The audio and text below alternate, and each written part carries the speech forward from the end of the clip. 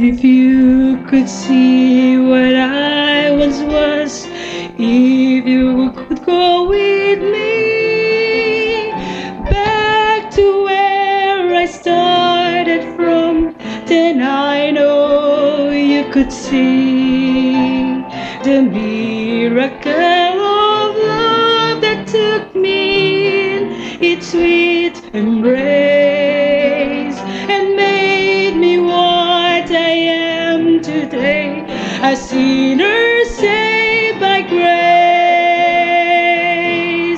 I'm just a sinner saved by grace. When I stood condemned to die, He took my place. Now I grow in bread and freedom with each breath of life I take. I'm just a sinner saved by grace. How could I boast of anything I've ever seen and done? Could I dare to claim as mine the victories God has won? Where would I be had God not brought me gently to this place? I'm here to say I'm nothing but a sinner saved by grace. I'm just a sinner saved by grace. When I stood condemned, He died. He took my place. Now I grow in bread and freedom with each breath of life I take. I'm just a sinner. I'm just a sinner. I'm only a sinner saved by grace.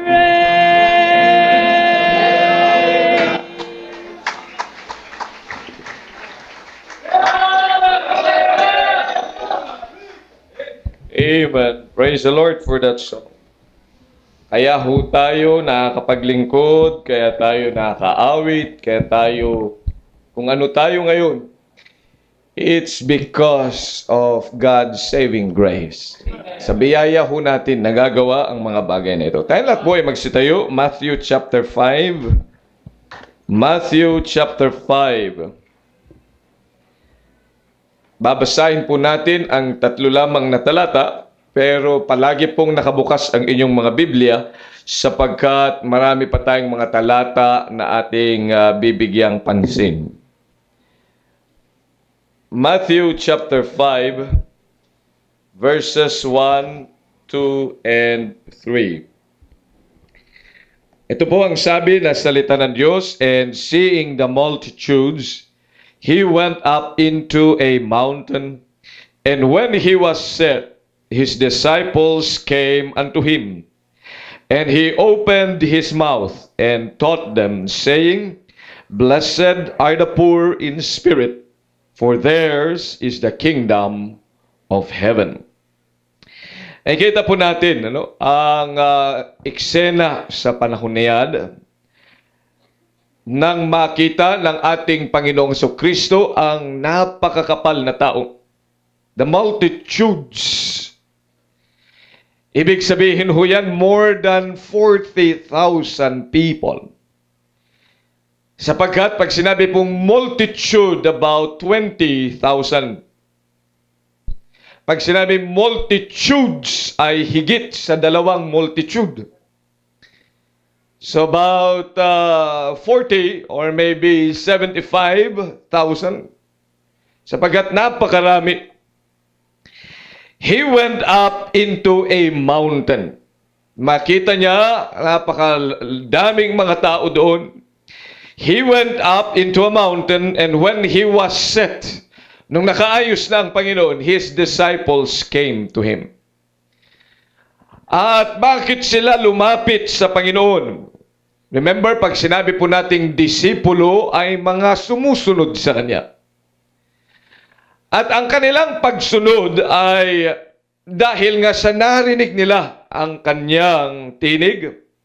So in verse number 2, maliwanag, sabi niyan, and He opened His mouth and taught them.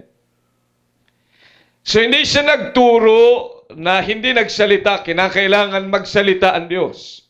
Kailangan magsalita ang Panginoon sapagkat yun ang dahilan kung bakit ang mga multitudes na nariyan, ang kanyang mga disipulo ay lumapit sa Kanya upang pakinggan ang Kanyang sasabihin. That is exactly why He has to open His mouth. He has to speak a word. Kaya sila lumapit sa Kanya, hindi para matulog o kaya hindi para magpa-entertain, but to learn from the mouth of the Savior. Because He's going to speak. Ang nais ko pong tingnan natin ngayong umaga, Jesus is the eternal Word. He is the eternal Word. Tayo po manalangin. Dakilang Diyos, pagpalain niyo po ang mga talata na amin pong binasa at iba pang mga bahagi ng inyong salita na amin pong bubuksan. Tulungan mo po kami makaunawa, Panginoong Diyos. Buksan mo ang aming kaisipan. At ang amin pong mga puso, Panginoon Diyos, ay please touch them with your mighty hand. Upang ang bawat isa sa amin, ang aming kaisipan, ang aming puso, at ang aming buhay ay maangkla ayon po sa inyong kalooban. Kaya, pangunahan mo po kami. Lord, I want to blessing this morning. Pagpalain mo ang mga salitang ito, makaunawa po kami sa pangalan ni Jesus. Amen. Okay, please take your seats. Malimit nating naririnig, ang sabi natin, ang Biblia ay salita ng Diyos. Amen? The Bible is God's Word. At mas meron pa tayong not only the Bible, but it's the King James Bible. It's the Word of God. Amen? Pero kapag gusto may clarify natin that the book is not the Word. Kapag sinasabi natin na ang King James Bible or the Bible is the Word of God, ay hindi yung per se itong libro na ito. Hello? But it is the Word. Nakuha po. Kaya hindi natin sinasamba ang Biblia. Sapagkat hindi nga ito ang Diyos. The Word is God. The Word, but not the book. Magkaiba yun. It's not, ang tawag natin, it's not mutually exclusive. So, ang libro ay iba sa Word. Kaya nga, tingnan po ninyo, marami, may dala-dala ng Word, ng Bible, pero hindi alam kung anong laman ng Bible. Tama ho? May mga Bible nga na naka-open pa doon sa altar ng kanilang bahay sa harapan ng mga puon. Pag tinanong mo yung puon, ano pong nakalagay diyan? Hindi siya tutugon. So meron ngang book. Yung iba, sabi pa nung kami mga kabataan, ilagay mo ang iyong Bible sa ulo mo para marami kang sa ulo. Hindi, wala hong katotohanan yun. Amen? Okay, kaya nga hindi yan mutually exclusive. The book is not really the Word. So kahit nahawakan mo yan at ilagay mo yan sa iyong puso, wala hong epekto yun. Amen?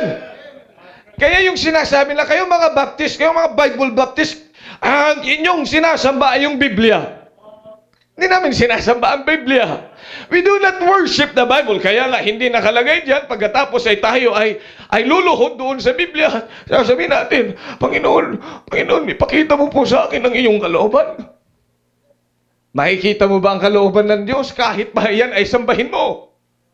Because the book and the word are two different things. Amen? Hello? Sa makatuwid pa nga sa katotohanan pa nga yung iba. Yung Biblia nilalagay nga yung dyan eh. Biro mo kung yan ay Diyos, di mangangamoy ka. Sabi niya, baho naman ang kilikili mo. Yung iba binabalutan pa ng plastic o kaya ng newspaper pag ayaw makita. So hindi. The book is not God. Amen? The word is, magkaiba ho yung salita. Kaya nga ho, ilagay po ninyo yun sa isip ninyo kasi I'm going to talk about the word. So kapag sinasabi natin the King James is the word of God, ang tinutukoy natin ay yung salita, not the book in itself. Kaya hindi natin ito sinasamba. Pangalawa, there is a clarification. Tingnan nyo sa John chapter 5, verse 39. The word is scripture. Okay, nakalagay dyan, search the scriptures, for in them ye think you have eternal life, and they are they which testify of me. Sa 2 Timothy chapter 3, verse number 16, ang nakalagay naman yan, all scripture. Wala nang S. Doon sa isa, search the scriptures. Sabi ng Panginoon, saliksikin ang mga kasulatan. But this time, sabi niyan, all scripture is given by inspiration of God. So, yung kasulatan at ang word ay hindi rin mutually exclusive. Maraming mga kasulatan that pertains to the Word of God, but that is not the Word of God. There is a certain scripture which is the Word given by inspiration of God. So pag sinabi nating scriptures o kasulatan, ay hindi rin mismo ito ang Diyos. Sapagkat kung ang mga scriptures, ito po is made up of letters. Ito po ay binubuo ng mga titik na itinala sa pamamagitan ng tinta na inilapat sa mga sulatan. Sa mga noong unang panahon, nung wala pang mga papel, wala pa yung mga papel na yan, may mga bato. Doon sila nagsusulat. Matatandaan ninyo, yung 10 Commandments na isinulat ng Diyos sa pamamagitan ng kanyang kamay, isinulat niya the 10 Commandments, dala-dala ni Moses. Pagkatapos ay nung pagbaba niya, ay nabasag o binasag niya dahil sa galit, sapagkat sila'y sumasamba sa Diyos-Diyosan. At inulit ng Panginoon, kaya nga kung Diyos yung bato, kung sasabihin mo, it's the scripture, yun yung Diyos, mali yun. Kaya hindi ho yung bato ang nandoon yun. Ang mahalaga ay yung word. It's the word. It's not really yung sinulatan. At bago ito maging papel ho sa inyong harapan, yan po ay parchment pa noon. Ayan ay ang tawag din natin ay mga vellum. Yan yung mga skin. Yan yung mga balat ng hayop. Doon din nila isinulat. So, hindi yung isinulat o yung mga pages, kaya nga tinatawag natin the pages of the scripture. But the scripture is not the word. Yung kasulatan is not God in itself. Although alam natin that it's the scripture that is given by inspiration of God. Naunawaan po natin? So therefore, the word and God must be clarified very carefully. Tingnan po ninyo. Sa John chapter 1 and verse number 1. Look at your Bibles. In the beginning was the Word. And the Word was with God. And the Word was God. Huwag ka tutulog, hindi mo maintindihan to. Pag itinulog mo yan at nag-iisip ka ng iba, hindi mo maiintindihan ang word. Yan. Verse number 2. The same was in the beginning with God. Verse number 14. Ano sabi? And the Word was made flesh and dwelt among us, and we beheld His glory, the glory as the only begotten of the Father, full of grace and truth. Pag binuklat mo ba ang iyong Biblia sa Revelation 19 and verse number 13, look at your Bible. Yun pong mga wala, makinig humaigi. And sabi niyan, and He was clothed with a vesture dipped in blood, and His name is called what? The Word of God.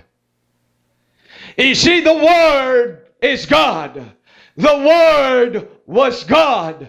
The Word was with God. The Word was made flesh. And His name, who is that? Jesus. His name is the Word of God. Bakit ho, napakahalaga na maunawaan natin ang salitang Word. Ang salita po niyan, Word or Word of God, yan po ay spiritual. Hindi ho yan nakikita. Remember, tayo ay nag-iisip. Makinig ha, tayo ay nag-iisip gamit ng salita. Kaya nga, kung nasa English man yan, English na salita ang iniisip mo. Pero kung hindi ka naman English, iniisip mo yung salita sa lengguwahe na alam mo. Kaya nga kayong mga Tagalog, noong wala pang ini-introduce na wika sa inyo kundi Philip Tagalog, ang iniisip mo ang mga salita ay Tagalog. Hello? Kaya nga, ito sa'yo, ang tawag yan ay, naiisip mo ngayon, ano ito? Halaman. Sa aming mga Ilocano, plant. We think about our language. So, makikita natin, yun yung word. Tayo nag-iisip gamit ng salita, at itong mga bagay na yan na sinasabi natin ay nag-uumpisa palagi sa isipan. So it is not seen. Sinong nakakita ng salita na naisip mo? Kaya nga sinasabi dito, and the Word was God. Anong ibig sabihin yan? Ibig sabihin, ang Diyos nga ay Espiritu. Hello? Siya ay hindi nakikita ng ating mga mata. Kaya nga, ang Espiritu ay ipinahayag sa atin sa pamamagitan naman ng pagdating ng ating Panginoong Hesus. Amen? So, ipinahayag. Tingnan niyo, Hebrews chapter 1.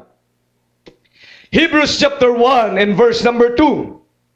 Hath in these last days spoken unto us by His Son, whom He hath appointed heir of all things, by whom also He made the worlds. You see, He has spoken to us by His Son, whom He hath appointed heir of all things. So kinakailangan magsalita. He has spoken to us. God has spoken to us through the Lord Jesus Christ. John chapter 1 verse 18. Look at your Bibles. Gamitin ho ang isip. Dahil you cannot have worship without your mind. Kung tutulog ka, wala ka sa worship. Kung tutulog ka, hindi mo maiintindihan how can you have communication with God. Kaya ho, nag-iimpisa ang sinabi niya, in the beginning was the Word, and the Word was with God, and the Word was God. Ang sinasabi niya ay dapat yung kaisipan mo. Yan nag-uumpisa because Word comes from our mind. John 1:18, anong sabi? No man hath seen God at any time. The only begotten Son, which is in the bosom of the Father, He hath declared Him. You see, no man hath seen God. Sino nakakita sa Diyos? Walang nakakita sa Diyos. Sapagkat ang Diyos nga ay Espiritu. And so God has to declare His Son para makita natin, makaunawa tayo. He has declared. Now, 1 Timothy chapter 6 verse number 16. Okay, 1 Timothy. Dito na ngayon sa ginagawa natin. That's why I was praying, God, Lord, please help me that the people would understand. Ito na ngayon, magdi-differentiate tayo ang mga unsaved sa saved in terms of this kind of study. Kasi hindi makakaunawa ang isang taong hindi ligtas. Kaya pag hindi mo ito naunawaan, humingi ka ng awa sa Diyos. 1 Timothy chapter 6 verse number 16. Who only hath immortality, dwelling in the light which no man can approach unto, whom no man hath seen, nor can see, to whom be honor and power everlasting. Amen. Who only hath immortality, dwelling in the light which no man can approach.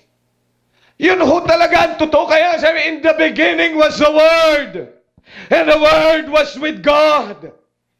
Kaya pag sinasabi natin He is the eternal Word, hindi, you can never approach Him. Kaya kinakailangan siya'y magpahayag. Kaya kinakailangan na ang Word has to become flesh and dwell among us, and He will speak. Kaya doon sa ating nakita in the mountain that Jesus, He said, He opened His mouth and taught them. Sapagkat kinakailangan makaintindi, God has to speak.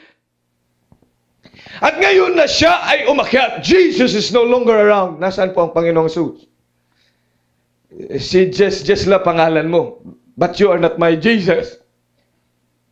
Si Jess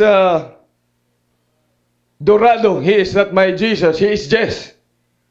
Si Jess Sibog, Sibog yun. But he is not my Jesus. Pero ang Panginoong Jesucristo, who is God, came in the flesh at siya'y pinangalanan na Jesucristo. Amen? He is Jesus. At siya'y, noong siya'y namatay, inilibing at muling nabuhay, at after so many days, siya'y umakyat sa sangkalangitan. That's my Jesus. And then one day, He said, I will come again. Di ko ho alam kung kailan siya darating.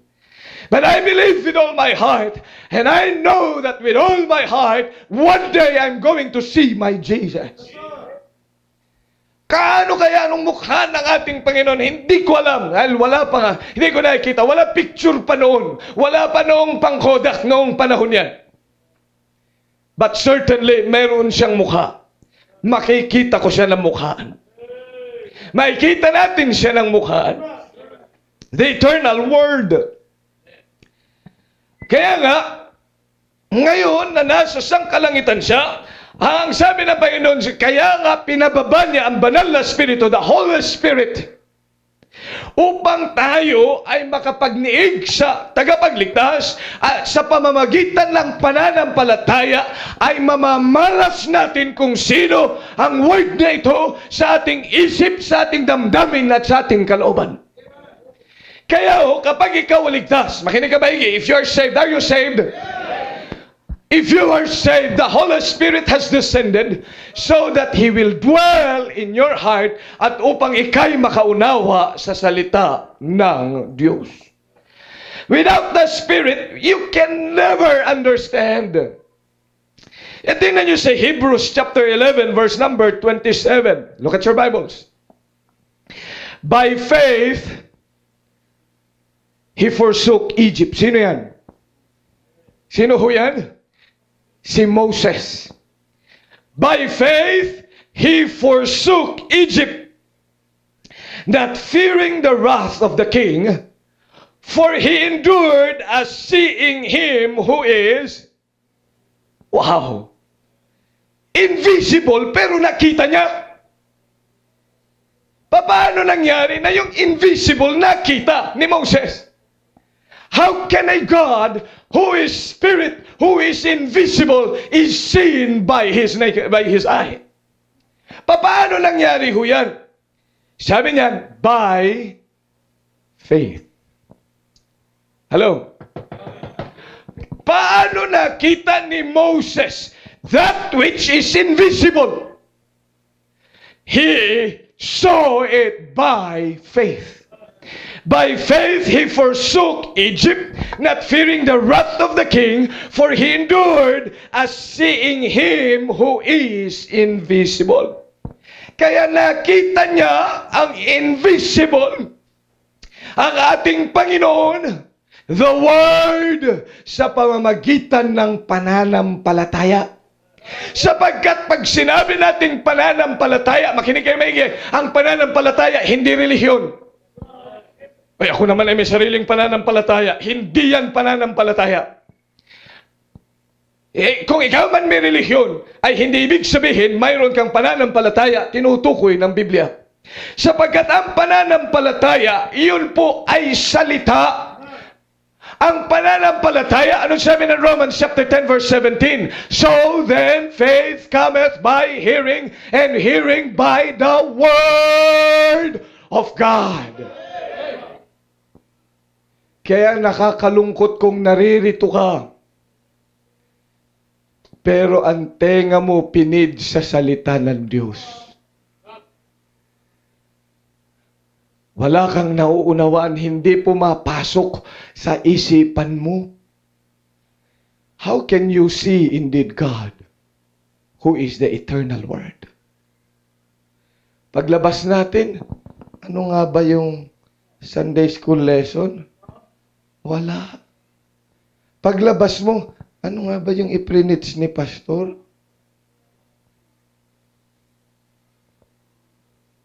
Hello? You have not seen the invisible. Because the invisible, the Word, is God. Kinakailangan maunawaan ng bawat isa sa atin yan.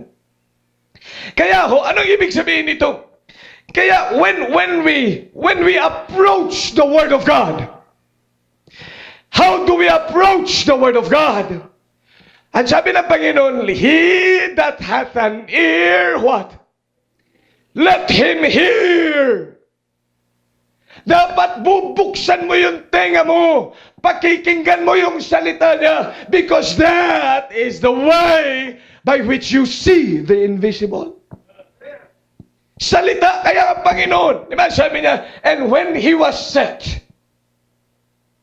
he opened his mouth. And what? Taught them.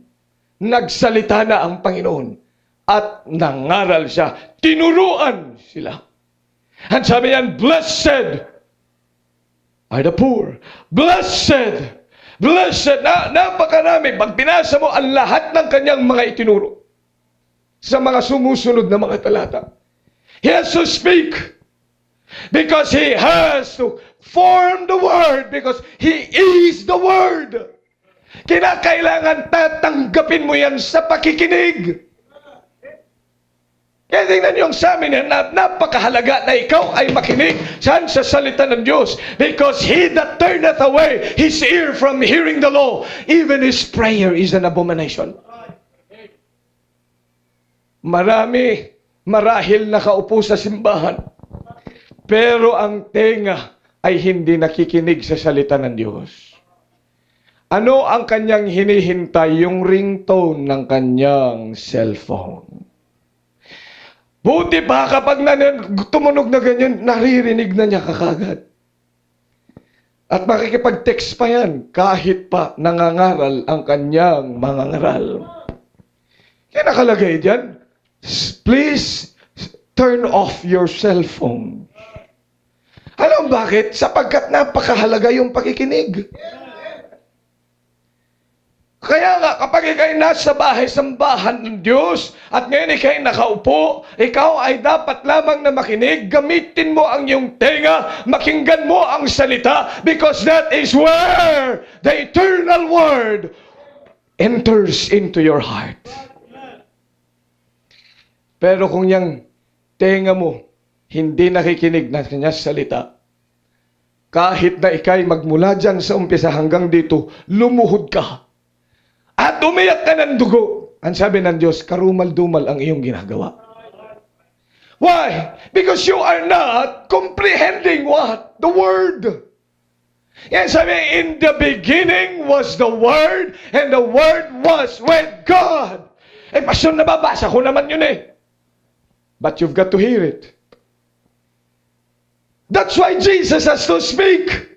His disciples has to come and let Him hear.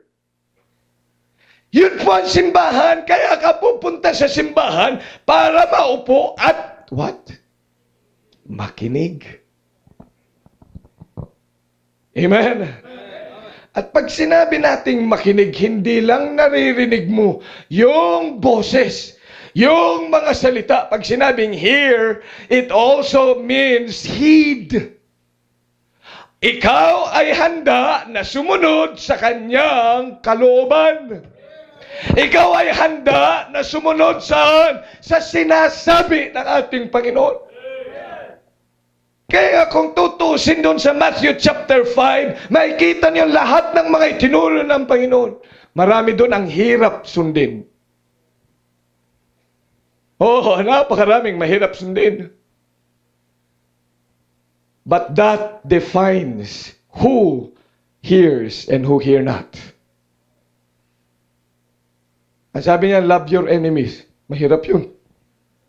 Pag may bumato, pag binato ka ng bato, batuhin mo rin siya ng mahirap yata yun. Pag binato ako ng bato, ni-revise natin. Anong ginawa natin?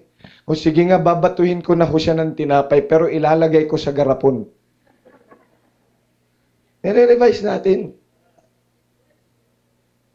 Tama? Look at your Bible. Kaya kapag ikaw ay when you approach, bakit ka pupunta ng simbahan? Bakit ka makikinig? Bakit pew? Kasi nga kinakailan maupo at makinig.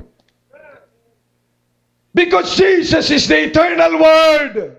And the Word starts from the mind. Hindi mo yan makukuha unless you will open your ear.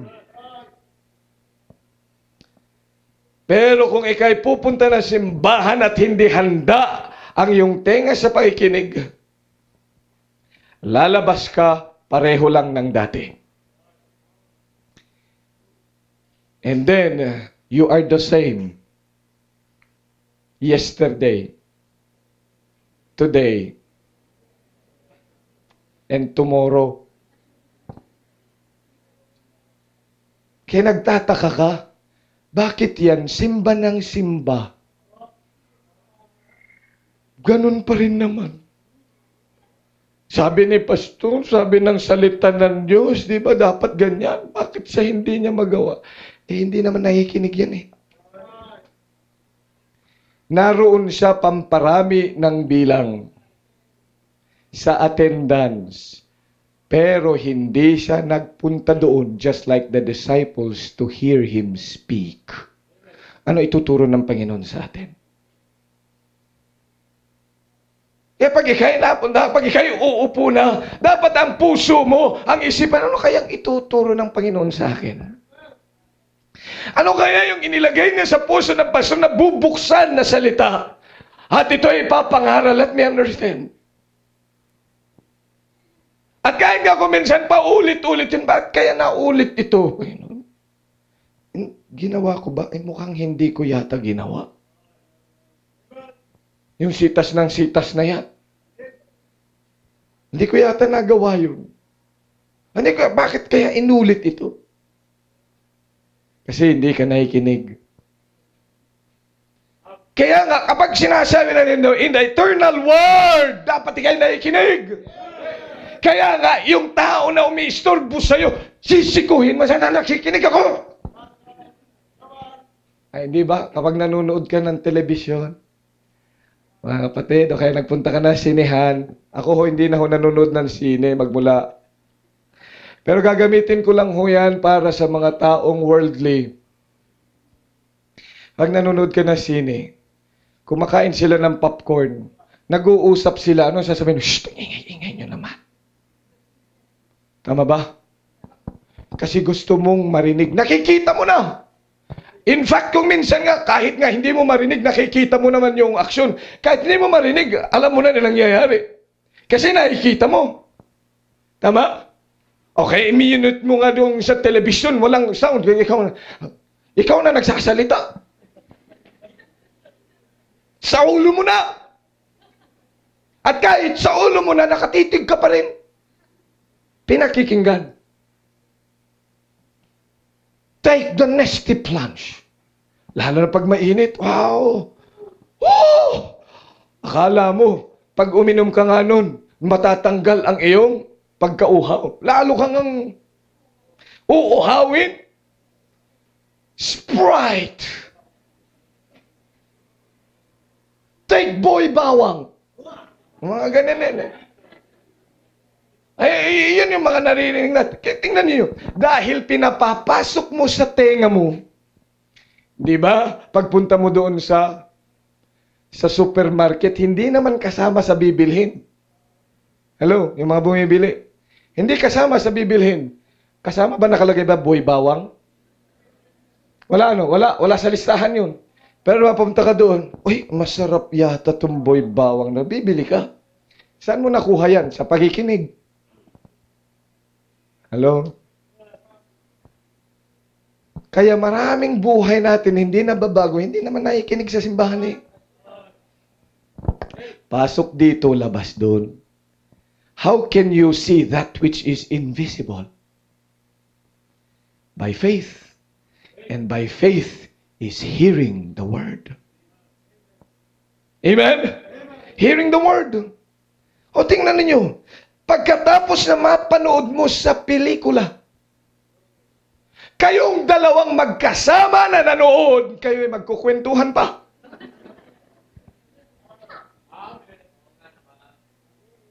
Pero sa simbahan, pagkatapos na ng simba, ano pinagkwentuhan nyo?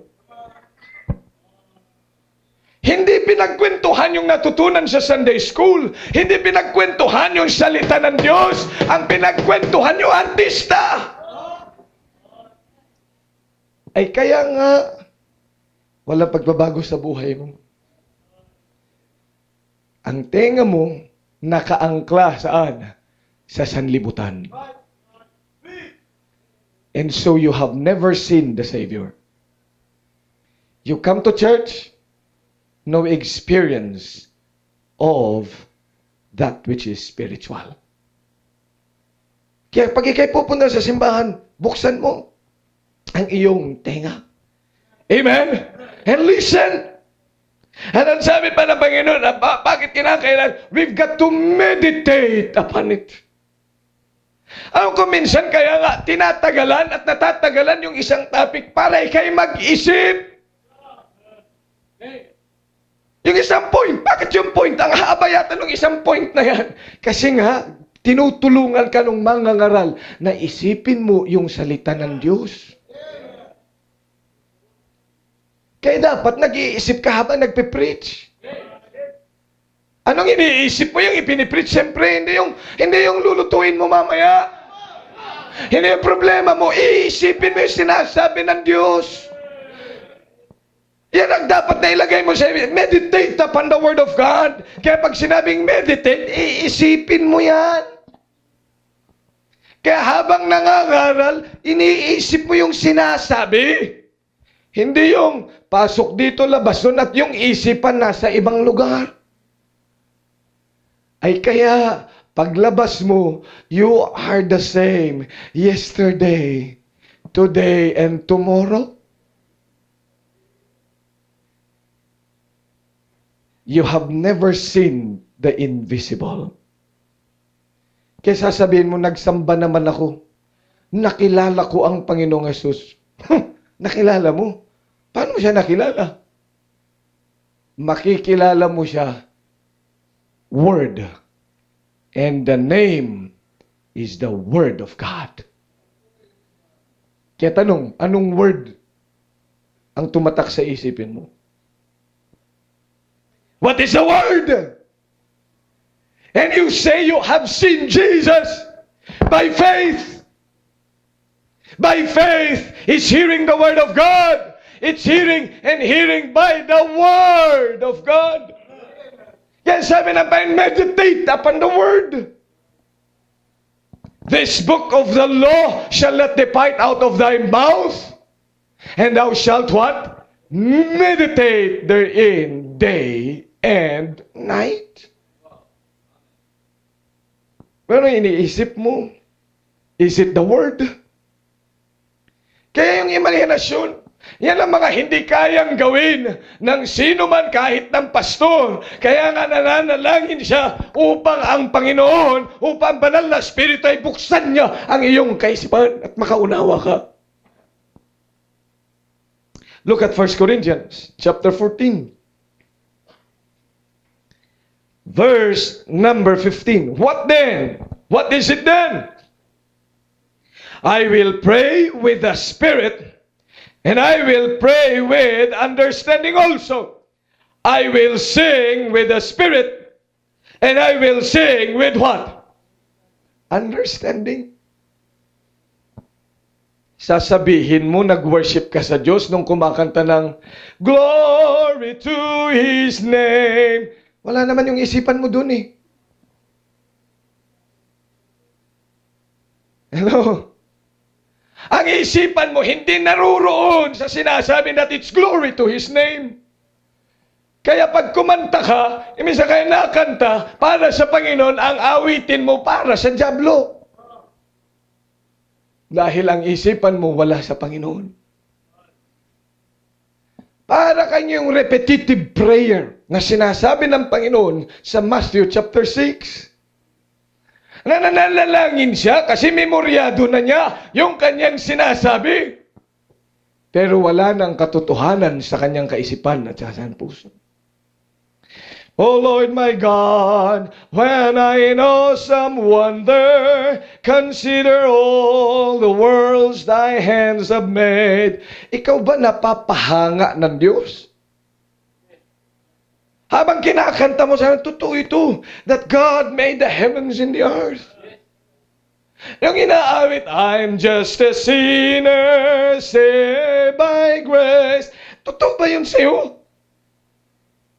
Kaya nga isang Kristiyano mapapaimen sa praise the Lord, amen. Ganon din ako noon. Kaya ako ngayon ay ganito nakakaawit. It's because of God's amazing grace. Yun ba nangyayari sa'yo? Do you see the invisible? By faith. Kaya yung isipan dapat ay gumagana. Amen. Habang point number 1, point number 2, ang daming mga point. Actually nga, dito sa preaching ko, wala ng point. Point here and there. Bakit ito? Sapagkat nais ko na tayo ay lumakad ayon sa gawa ng banal na Espiritu. Na maunawaan natin yung kanyang salita. And we see the invisible with His Word. Kaya pupunta ka diyan at walang salita ng Diyos, kaawa-awa ka. Hindi ka nag-worship para kayong dati sa iyong sariling pananambahan. You are religious, but you cannot see that which is invisible. Dapat nag-iisip, nagme-meditate. Amen? Hindi yung transcendental meditation. Yung transcendental meditation, iisipin mo, tinuruan ako ng pinsan ko noon. Dali ka. Kailangan natin magpahinga. Marami tayong mga trabaho. Punta kami doon sa airport.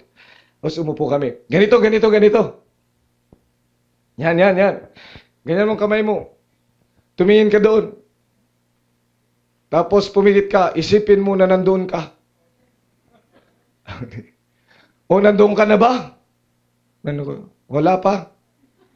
Wala pa hindi ko pa makita eh. Pero siya daw, nakita na niya sarili niya doon. Kino-concentrate niya na nandoon na siya. Para daw makita mo. Kasi wala kang focus, sabi niya.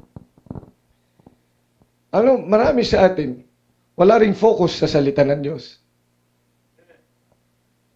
Hello? O kanina pa lang, di ba? Kung saan-saan napupunta na yung isipan mo. Bakit? Kasi may kaaway.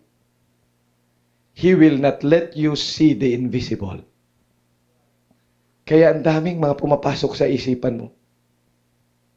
Ang ganda-ganda ng pinag-uusapan, bigla-bigla, kakarnalan na naman naisipan mo. Ano? Napansin mo yun sa sarili mo. Kaya kung minsan ako, ikaw kung ano-anong iniisip mo, napapaganon ako eh. Di ba? Kaganda-ganda, nagbabasa ng Bible mamaya. Lalo na yung mga nasanay sa mga double meaning. Kaganda-gandang salita. Pagkatapos ay dahil merong masamang inilagay na meaning sa'yo, yun yung naiisip mo.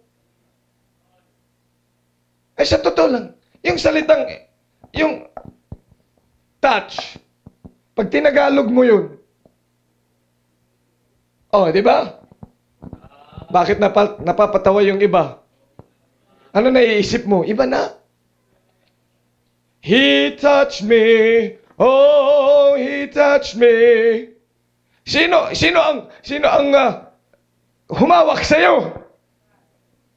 Panginoon. Pero pag gamitin mo yung salitang yun, di ba? Karnal. Kaya hindi natin makita that which is invisible. Pinupulyot ng dyablo yung isipan natin. Kaya nga bilang mga anak ng Diyos ay dapat matutunan mo na mag-meditate na salita ng Diyos, mag-focus sa salita ng Diyos. And then he said, we ought to study the Word of God. Mag-aral ka ng salita ng Diyos. Ang hirap naman English yan, Pastor. Hindi naman po ako nakapagtapos. Bakit? Kinakailangan ba makapagtapos para makaintindi ng come unto me? Ano ibig sabihin ng come? Iniimbitan. Alam mo naman pala eh. Parang nung may sinusoul win ako, binabasa ko yung Bible. Sabi niya, hindi niyan maiintindihan. Sabi nung yung dating doon. Hindi yan maiintindihan ng kapatid ko.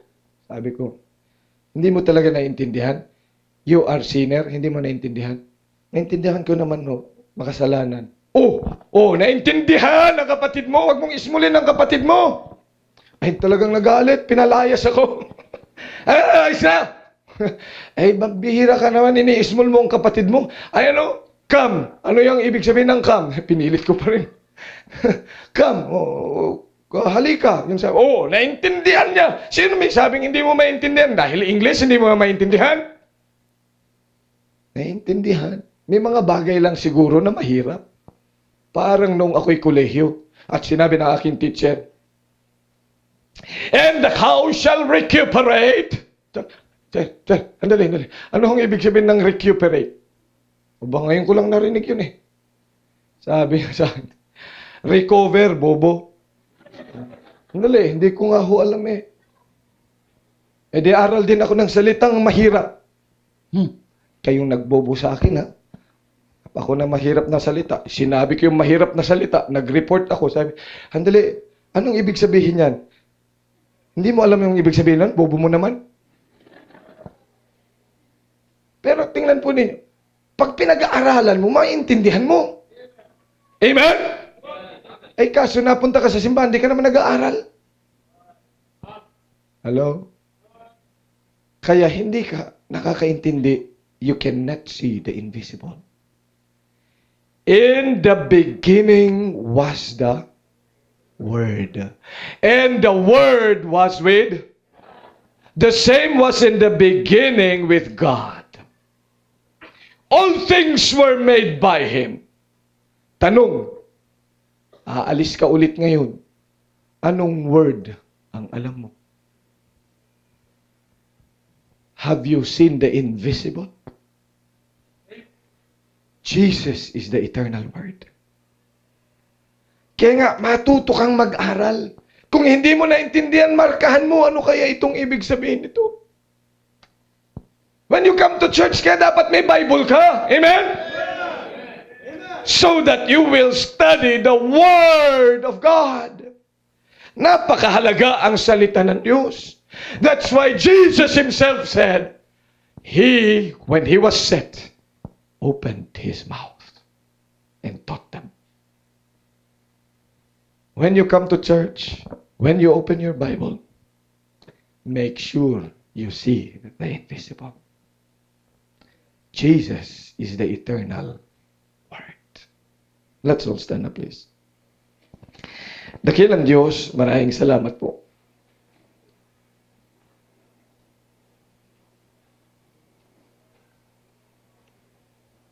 Na meron kang salita sa aming kalagitnaan. Ikaw ang higit na nakakaalam sa amin pong kaisipan at puso. Maging sa amin pong pakikinig at sa aming nakikita. Nakalimitan, Panginoong Diyos, ay naririto kami. Binubuklat po namin ang Biblia. Pero wala pong pagkaunawa. Kaya po hinihiling ko na ikaw ang magbukas na aming kaisipan, that we may see that we have seen that which is invisible. Kaya tulungan niyo po na kami makaunawa, Panginoon, na ang buhay namin ay ayon po sa pamantayan ng inyong salita. Ikaw manguna, Panginoon. Pagpalain mong invitation sa pangalan ni Jesus. Amen. Habang tinutugtog ang awiting panyaya sa mga bisita, mayroon pong lalapit na mga members ng church. At kayo po ikausapin, papakita po sa inyo ang eternal Word of God. Kung ano ang dapat nating gawin at ginagawa. Ang dapat nating susundin. Sa mga naririto ngayon ng mga members,